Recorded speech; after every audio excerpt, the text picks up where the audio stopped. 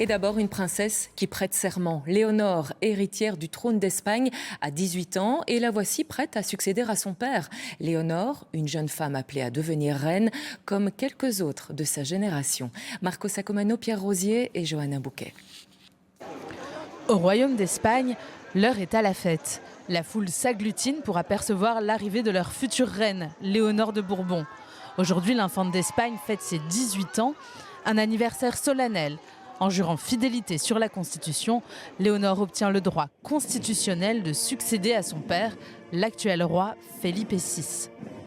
Juro desempeñar fielmente mis funciones, guardar y hacer guardar la Constitución y las leyes, respetar los derechos de los ciudadanos y de las comunidades autónomas y fidelidad al rey.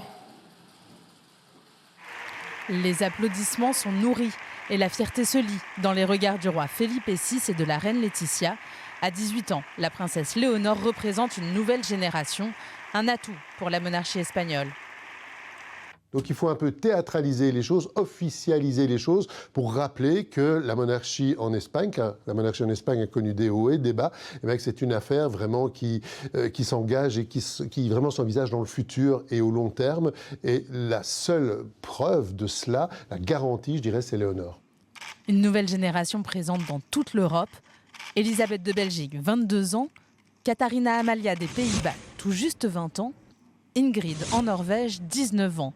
Cette nouvelle génération de futures têtes couronnées n'est pas seulement jeune, elle est aussi un peu placée sous le signe du girl power.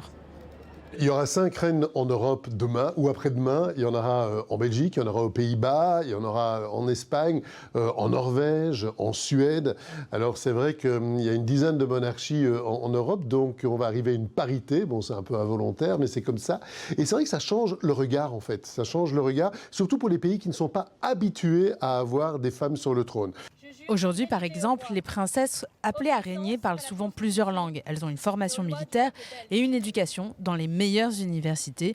Une éducation plus poussée pour ces futurs monarques, quel que soit leur genre.